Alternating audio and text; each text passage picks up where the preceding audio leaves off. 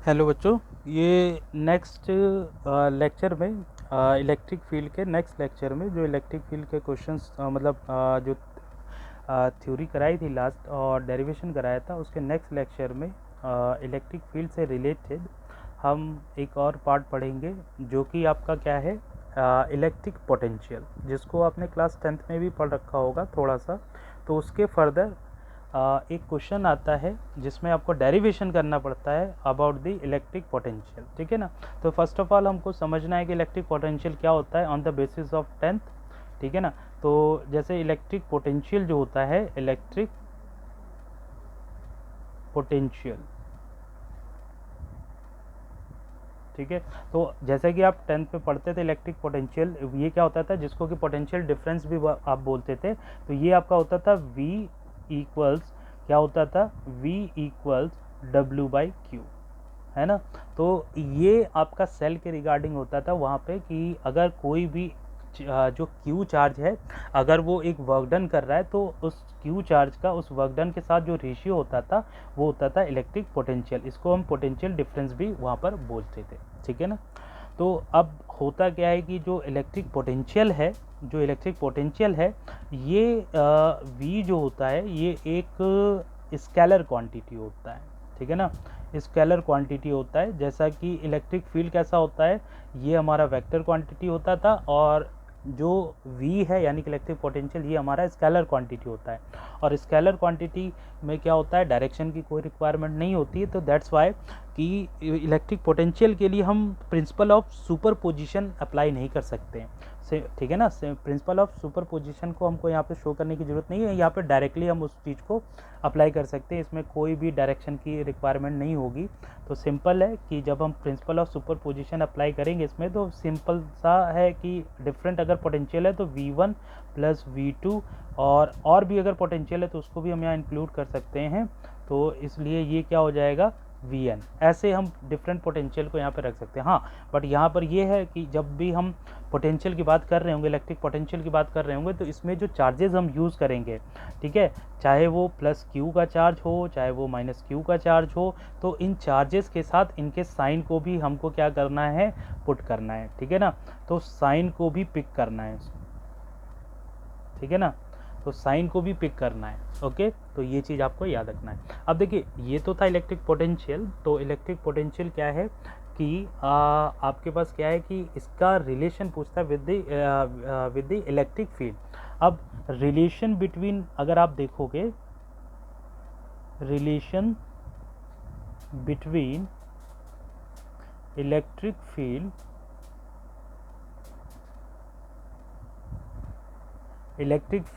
And electric potential,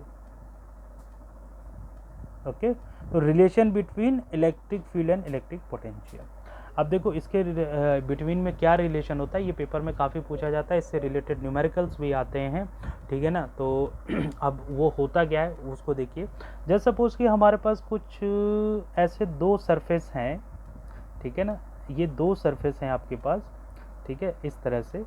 और ये जो दो सरफेस हैं, इन दोनों पर अपना चार्ज होगा, तो इसका जस्ट सपोज लोअर वन का जो पोटेंशियल है वो V है, ठीक है ना। तो ये जो A लैमिना है, इसका जो A लैमिना का जो पोटेंशियल V है, और ये जो B लैमिना है इसका पोटेंशियल जस्ट सपोज कि यहाँ से यहाँ तक ये मूव हो रहा है, ठीक है ना। तो ये जो चार्ज है यहाँ से यहाँ तक मूव हो रहा है जस्ट सपोज, तो इस पॉइंट से इस पॉइंट तक, यानी कि O से O डैश तक, ठीक है ना। और इसका जो यहाँ से यहाँ तक का डिस्प्लेसमेंट है उसको जस्ट सपोज कि ये क्या है, इसको मैं डेल्टा L ले लेता हूँ, क्योंकि स्मॉल डिस्प्लेसमेंट है तो it should be delta L, ठीक है ना। तो यहाँ से यहाँ तक का जो सेपरेशन होगा चार्ज का, वो हमारा पास क्या होगा, ये प्लेन लैमिना जो कि चार्जफुल है उसका जो सेपरेशन होगा वो कैसा होगा, डेल्टा L होगा। तो अब होगा क्या कि हमको पता है कि चार्ज जो है हमारा क्या है, यहाँ से यहाँ तक का इसमें डिस्प्लेसमेंट देखने को मिल रहा है। तो दैट्स वाई हमारे पास यहाँ पर क्या होगा कि वर्क डन जो होगा, work done by the charge, ठीक है। अब जस्ट सपोज कि वो जो चार्ज है, वो चार्ज की वैल्यू जो है इन प्लेन लेमिना पर जो डिस्प्लेस हो रहा है वो Q है। क्या है? Q। चार्ज वैल्यू क्या है? Q। तो इसका वर्क डन क्या होगा? अभी मैंने ऊपर फार्मूला बताया था कि जो पोटेंशियल होता है V इक्वल्स होगा W/Q। तो यहाँ पे जो चार्ज होगा, अगर आप ध्यान से देखो तो यहाँ पे जो चार्ज है वो क्या कितना वर्क डन करेगा, तो यहाँ से अगर आप देखो W, सिंस W यहाँ से हो जाएगा V इंटू क्यू।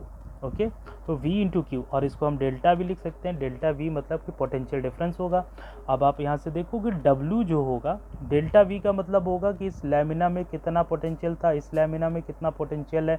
तो इस लैमिना में जस्ट सपोज कि पोटेंशियल V था, इस वाले लैमिना में ये मूवमेंट हुआ, ठीक है, डिस्प्लेसमेंट हुआ, और इसका जो पोटेंशियल है कंजर्व हो गया और वो थोड़ा सा बढ़ गया, और वो जो बढ़ा है वो कितना होगा, वो जस्ट सपोज कि वो डेल्टा है, ठीक है ना। तो इसको मैंने क्या ले लिया है? डेल्टा V, ठीक है, इसको मैंने डेल्टा V ले लिया। ओके, इसको ये वाला डेल्टा ले लो या स्मॉल डेल्टा ले लो, दोनों ही चल जाएगा, ठीक है ना। तो इसको मैंने क्या ले लिया? Delta V। ओके, अब अगर आप यहाँ पे ध्यान से देखोगे तो चलो मैं इसको स्मॉल ही यही ले लेता हूँ, स्मॉल डेल्टा, ये वाला, ठीक है।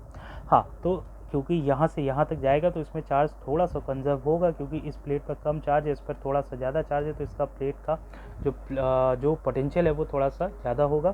तो दैट्स वाई ये V प्लस डेल्टा V होगा। ओके, अब यहाँ पर आपके पास डेल्टा V का मतलब है कि जो A लैमिना था और जो ये B लैमिना है, तो इन पर कितना पोटेंशियल है। तो ऑब्वियस है कि A पर लैमिना पर पोटेंशियल VA होगा और B लैमिना पर पोटेंशियल होगा VB, ठीक है, और इनटू में चार्ज जो है वो है Q, ठीक है।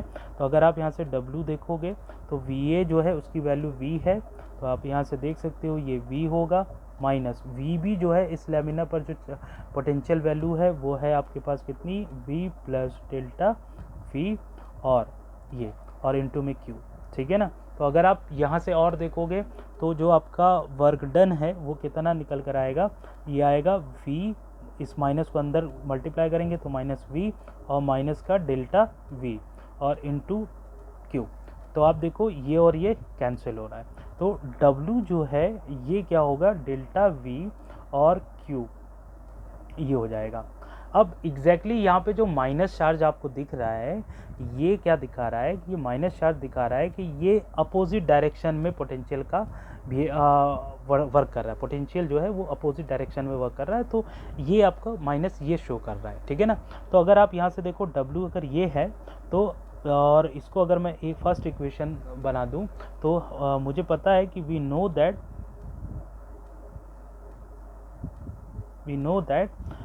W जो होता है यानी कि वर्क डन जो होता है वो होता है ऑलवेज फोर्स इनटू डिस्प्लेसमेंट, है ना, फोर्स इनटू डिस्प्लेसमेंट। और यहाँ पर जो डिस्प्लेसमेंट है, ठीक है, तो यहाँ पर आप देख रहे हो displacement from O to O dash आपके पास डेल्टा L है। तो अगर आप इसको थोड़ा सा कंटिन्यू करते हो, और फोर्स आपको पता ही है, अभी मैंने प्रीवियस वीडियो में बताया था कि जो फोर्स होता है, फोर्स तो वो कहाँ से आता है? क्योंकि इलेक्ट्रिक फील्ड होता है, इलेक्ट्रिक फील्ड जो होता है वो होता है आपके पास फोर्स बाय चार्ज। तो यहाँ से जो फोर्स होगा ये आ जाता है QE, ठीक है ना। तो ये फोर्स आता है इतना, तो फोर्स के प्लेस पर आप रखोगे Q इंटू E, और D की जगह पर आप रखोगे कि कितना डिस्प्लेसमेंट हुआ है चार्ज का। तो चार्ज का जो डिस्प्लेसमेंट हुआ है वो हुआ है हमारे पास डेल्टा L। ओके, तो W जो होगा वर्क डन वो हो जाएगा QE इंटू डेल्टा L, ठीक है। तो ये इक्वेशन सेकेंड हो जाएगी। तो now from equation first and second, ठीक है ना, इक्वेशन फर्स्ट एंड सेकेंड से आपके पास क्या देखने को मिलेगा? दोनों के दोनों W, तो W है तो दोनों आपस में इक्वल हो जाएंगे, that's why QE into delta L, और इक्वल में क्या होगा कि minus delta V into Q, ठीक है ना। तो फर्स्ट इक्वेशन में देखो W ये था, सेकंड इक्वेशन में W ये है, तो दोनों आपस में इक्वेट हो जाएंगे, बराबर हो जाएंगे। तो आप इसको यहाँ रख दोगे, तो जैसे ये रखोगे तो आप देखोगे कि यहाँ पे Q से Q कैंसिल हो रहा है। तो जब Q से Q कैंसिल हो जाएगा तो इलेक्ट्रिक फील्ड जो होगा वो आ जाएगा delta L equals minus delta V, ठीक है ना। तो यहाँ से अगर आप इलेक्ट्रिक फील्ड देखोगे तो आपके पास ये जो आएगा माइनस का delta V by delta L आ जाएगा, ठीक है ना। तो ये आया है आपके पास। अब देखो डेल्टा को आप क्या कर दो, इसको थोड़ा सा लार्जर वैल्यू कर दो, ठीक है ना। तो जब इसको ये करोगे तो आपके पास आप इन शॉर्ट आप ये कह सकते हो कि इसको डेल्टा वी को आप वी कर लो और डेल्टा एल को आप एल कर लो, ठीक है ना। तो यानी कि ओवरऑल जो इलेक्ट्रिक फील्ड और पोटेंशियल के बीच का जो रिलेशन है वो यही होता है, ई इक्वल्स, दोनों अपोजिट डायरेक्शन में होते हैं इसलिए ये नेगेटिव होता है। ई और वी अपोजिट होंगे, दैट्स वाई ये हमारे पास क्या होगा, नेगेटिव होगा। और यहाँ पर अगर आप इसकी मैग्नीट्यूडल वैल्यू लेते हो तो ऑलवेज आपको याद रखना है कि इसको मॉड के अंदर आपको लेना है वी बाई एल। तो मॉड में लोगे तो ये ऑलवेज पॉजिटिव आएगा, ठीक है ना। तो ये आपको थोड़ा सा याद रखना है, ये भी मॉड में रहेगा दोनों। तो इन दोनों में, ठीक है ना, ये मॉडुलस वैल्यू रहेगी इसमें कि E equals minus V by L. और अगर हम इसका मैग्नीट्यूडल वैल्यू चाहते हैं तो इन दोनों को मॉड में ले लें, तो ई को मॉड में ले लेंगे तो ई ऐसा हो जाएगा। और मॉड का एक ये इंपॉर्टेंस होता है कि ये ये क्वालिटी होती है मॉड की कि अगर इसके अंदर नेगेटिव वैल्यू है तो बाहर जो आता है वो सब पॉजिटिव हो जाता है, ठीक है ना। तो इसलिए आपको थोड़ा सा याद रखना है कि अगर आप इसको देख रहे हो कि मॉड ई है तो ये इक्वल टू क्या हो जाएगा, वी बाई एल सिंपली, ठीक है ना। तो ये जो होता है इनके बीच में ये रिलेशन होता है, ठीक है ना, कि इन शॉर्ट होता है E equals we by L, ठीक है ना। तो इसको हम सिंपली लिख सकते हैं E equals we by L. तो ये रिलेशन होता है बिटवीन दी किस में, पोटेंशियल एंड और फील्ड के बीच में, ठीक है, इलेक्ट्रिक फील्ड के बीच में। तो अकॉर्डिंग टू दिस फार्मूला आपके पास जो यूनिट निकल कर आएगी इलेक्ट्रिक फील्ड की, क्योंकि इलेक्ट्रिक फील्ड की यूनिट प्रीवियस फार्मूले से कुछ और थी, यहाँ पर कुछ और होगी। क्योंकि अगर आप देखो इलेक्ट्रिक फील्ड ई है तो वी जो है पोटेंशियल है, पोटेंशियल की यूनिट ऑलवेज वोल्ट होती है, तो ये वोल्ट होगी। और नीचे क्या है, एल है, यानी कि ये लेंथ है, तो ये हमेशा किस में होगा, मीटर में। तो that's why volt per metre. तो इसको in short V by M भी हम लिख सकते हैं, ये इसकी अनदर यूनिट होती है इलेक्ट्रिक फील्ड, ठीक है। तो आई होप ये समझ में आया होगा, ठीक है। तो इसके बाद जो नेक्स्ट जो पॉइंट है इसका, और वो नेक्स्ट पॉइंट क्या होगा वो आप यहाँ पर थोड़ा सा देखोगे, ठीक है।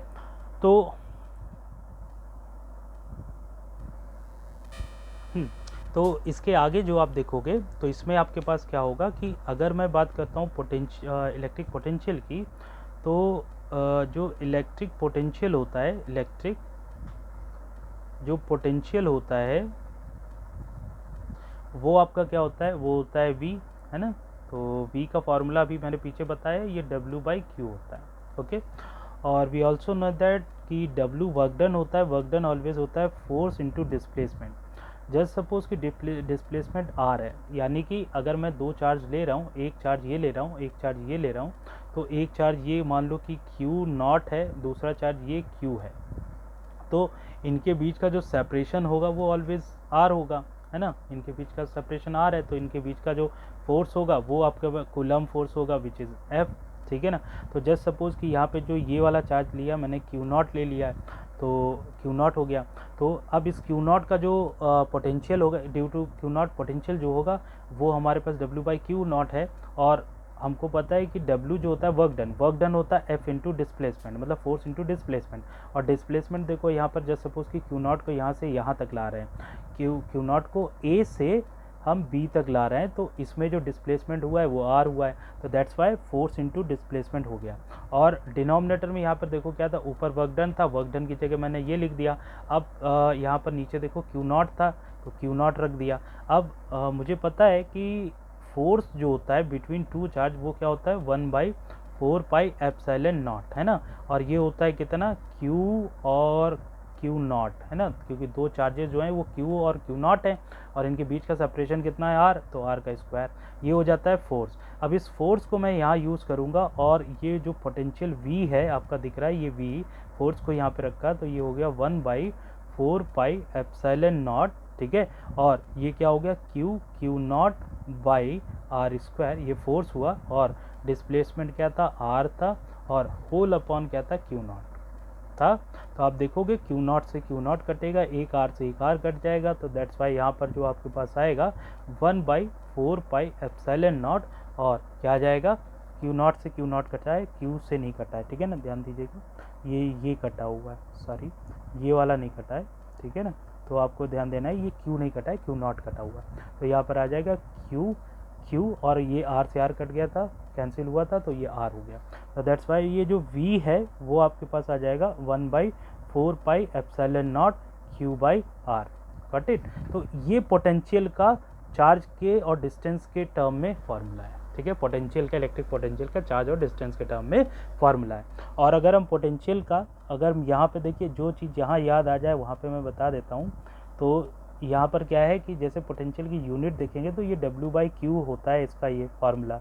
तो यहाँ से अगर आप देखोगे तो W होता है वर्क डन, तो इसकी यूनिट जूल होगी, और Q होता है आपका चार्ज, तो इसकी यूनिट कूलम होगी।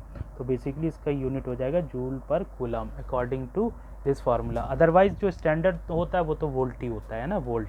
तो ये भी याद रखना है आपको। तो ये आपका ये होगा पोटेंशियल का फार्मूला, ठीक है। तो ये था पोटेंशियल से रिलेटेड पार्ट।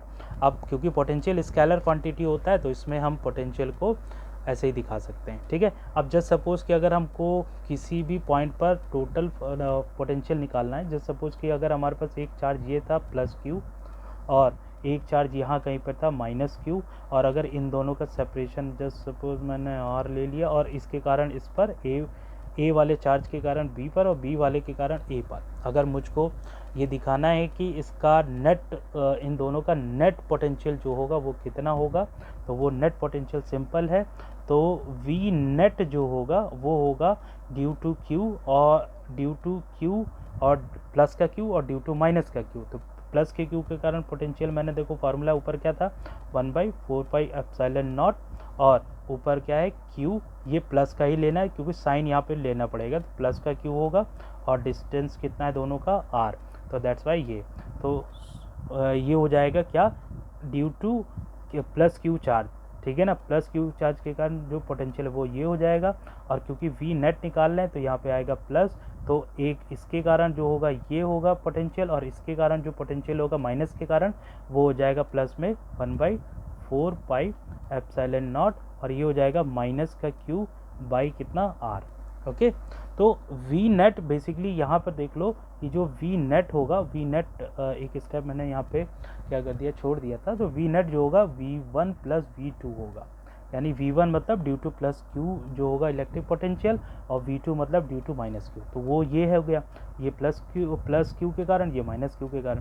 अब जो यहाँ से V नेट आप निकालोगे तो V नेट आपको देखो इन दोनों से क्या कॉमन मिल रहा है 1/4πε0, ठीक है ना। अब आप देखो अगर जस्ट सपोज कि अगर ये दोनों चार्ज सेम है तब तो ये वैल्यू चेंज हो जाएगा, बट अगर ये चार्ज मान लो Q1 है और ये वाला Q2 है, तो इसको मैं Q1 लेट कर लेता हूँ, इसको Q2 लेट कर देता हूँ, ठीक है ना। और इनके बीच का जो सेपरेशन है मान लो सेम ही रहा होगा, तो यहाँ से देखोगे इन दोनों से कॉमन मिलेगा 1/4πε0, और एज वेल एज यहाँ पर क्या 1/R भी कॉमन मिलेगा। तो यहाँ पर ब्रैकेट में क्या बचा रह जाएगा, ये प्लस का Q1, और ये प्लस है और ये माइनस है, क्योंकि साइन साथ में लेना, चार्ज का साइन पोटेंशियल में आपको लेना पड़ेगा, तो ये प्लस माइनस Q2 हो जाएगा, ठीक है। तो that's Y V net for this system ये क्या हो जाएगा, V net for this system ये हो जाएगा 1/4πε0R, और क्या आ जाएगा Q1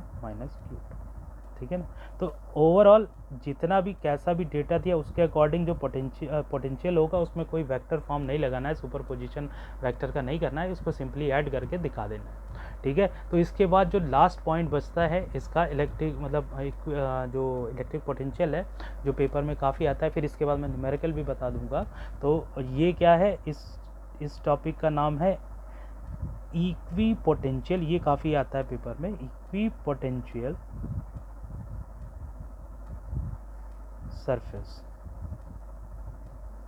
ठीक है ना। तो ये क्या चीज़ होता है, इक्वी पोटेंशियल सरफेस क्या होता है। तो एग्जैक्टली देखो इक्वी पोटेंशियल सरफेस ऐसा सरफेस है, तो अगर मान लो कि मेरा क्या है कि ये एक सरफेस मैंने ड्रॉ किया डॉटेड, ठीक है, ये सरफेस मैंने ड्रॉ किया, तो ये जस्ट सपोज कि इक्वी पोटेंशियल सरफेस है। तो इक्वी पोटेंशियल सरफेस का मतलब होता है कि इस सरफेस के ईच एंड एवरी पॉइंट पर, ठीक है ना, तो ईच एंड एवरी पॉइंट पर ये जो मैं जो डॉटेड लाइनें बना रहा हूँ, डॉटेड पॉइंट्स बना रहा हूँ, ये जो होगा ये क्या होगा, कि ये दिखा रहा है कि ईच एंड एवरी पॉइंट पर जो पोटेंशियल है ये वे सेम होगा, यानी कि V यहाँ पर भी है, इस पॉइंट पर भी V यहाँ पर भी है और V यहाँ पर भी है, तो ये जितने भी पॉइंट है सब V हैं, यानी कि सबका पोटेंशियल इक्वल होगा, ठीक है ना। और जस्ट सपोज कि यहाँ पर सेंटर पे कोई चार्ज रहा होगा प्लस Q, जिसके कारण यहाँ पर फील्ड लाइन ऐसे बन रही होंगी, ठीक है ना। तो ये मैंने पहले प्रीवियस वीडियो में भी बताया कि फील्ड लाइन ऑलवेज क्या होती है, इलेक्ट्रिक फील्ड ऑलवेज क्या होता है, परपेंडिकुलर टू द सरफेस। तो ये कुछ ऐसे होगा, ठीक है ना। तो इक्वी पोटेंशियल सरफेस का मतलब होता है कि अगर एक सरफेस है, जस्ट सपोज एक स्फीयर है, और अगर हम उसको चार्ज करते हैं तो उस पर जो चार्ज है अगर वो सरफेस के ईच एंड एवरी पॉइंट पर इक्वली डिस्ट्रीब्यूट हो जाए, इक्वली डिवाइड मतलब डिस्ट्रीब्यूट हो जाए, जैसा कि मैंने यहाँ पे दिखाया कि हर एक पॉइंट पर ये जो पोटेंशियल है वो क्या है, V है। तो इससे होगा क्या कि क्योंकि हमको पता है कि जो पोटेंशियल होता है तो वो होता है डेल्टा V पोटेंशियल डिफरेंस, ठीक है ना। डेल्टा V पोटेंशियल डिफरेंस ये होगा W/Q, जो फार्मूला अभी मैंने जस्ट बताया था, है ना। तो ये होगा हमारे पास क्या, इक्वी पोटेंशियल सरफेस। तो इक्वी पोटेंशियल सरफेस पर क्या होगा कि डेल्टा V जो होगा, इसको अगर मैं देखूं कि जस्ट सपोज कि ये वाला पॉइंट क्या था, ये वाला पॉइंट मैंने जो दिखाया ये A पॉइंट है और ये जो बगल वाला पॉइंट है ये B पॉइंट है। तो इन दोनों पर जो पोटेंशियल है डेल्टा V क्या दिखाएगा कि VA माइनस VB, इन दोनों पॉइंट पर जो पोटेंशियल डिफरेंस है वो ये होगा delta V VA minus VB। ये क्या हो जाएगा, W/Q, ठीक है ना। तो Q वो चार्ज है जिसके कारण ये पोटेंशियल बन रहा है। तो यहाँ से अगर आप देखोगे VA माइनस VB, तो आपको पता है कि A पर जो पोटेंशियल वो भी V है, B पर पोटेंशियल वो भी V है, तो दैट्स वाई ये V माइनस V हो जाएगा और यहाँ पर हो जाएगा W/Q, है ना। तो यहाँ से ये V माइनस V 0 हो जाएगा और ये हो जाएगा W/Q।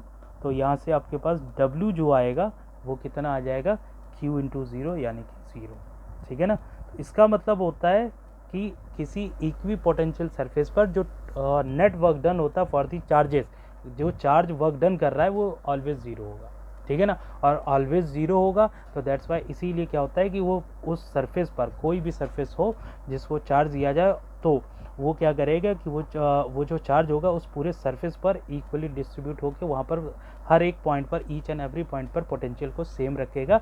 इस ऐसे सरफेस को हम बोलते हैं इक्वी पोटेंशियल सरफेस, ठीक है ना। तो इक्वी पोटेंशियल सरफेस एक्चुअली क्या होता है कि चार्ज के डिस्ट्रीब्यूशन को भी शो करता है, ठीक है ना। तो डिस्ट्रीब्यूशन ऑफ चार्ज शो करता है, डिस्ट्रीब्यूशन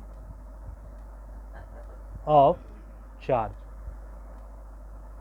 ठीक है ना। डिस्ट्रीब्यूशन ऑफ चार्ज शो करता है। अब डिस्ट्रीब्यूशन ऑफ चार्ज दो तरह से हो सकता है, एक होता है यूनिफॉर्म वे में यानी कि कॉन्टिन्यूअस, है ना। तो एक चार्ज का डिस्ट्रीब्यूशन होगा कॉन्टिन्यूअस, और कॉन्टिन्यूअस का मतलब जैसे इक्वी पोटेंशियल सरफेस है, एक सरफेस है, इस पर चार्ज दिया तो हर एक पॉइंट पे जो चार्ज है उसकी वैल्यू सेम है, ठीक है ना। और ये जो चार्जेस होंगे वो इक्वल डिस्टेंस पर होंगे, मतलब मान लो कि जैसे सपोज कि ये प्लस था, ये प्लस, ये सारे चार्ज एक डिस्टेंस पर इक्वल डिस्टेंस पर होंगे। बट अगर आपके पास क्या है, दूसरा होता है non uniform type, non uniform, है ना, ऑल्सो कॉल्ड डिस्क्रीट, ठीक है ना, डिस्क्रीट चार्जेस।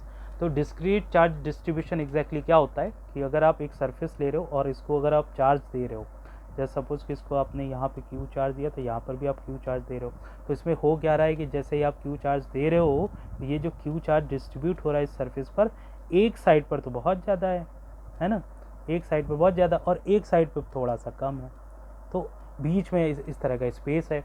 तो इस टाइप का जो अनइवन डिस्ट्रीब्यूशन ऑफ चार्ज होता है वो क्या होता है, इस तरह के चार्ज डिस्ट्रीब्यूशन को डिस्क्रीट या फिर नॉन यूनिफॉर्म चार्ज डिस्ट्रीब्यूशन बोला जाता है। तो आई होप ये लेक्चर समझ में आया होगा, तो इसके आगे कंटिन्यू करेंगे, नेक्स्ट पोर्शन होगा हमारा न्यूमेरिकल। तो आज इतना ही करते हैं, थैंक यू।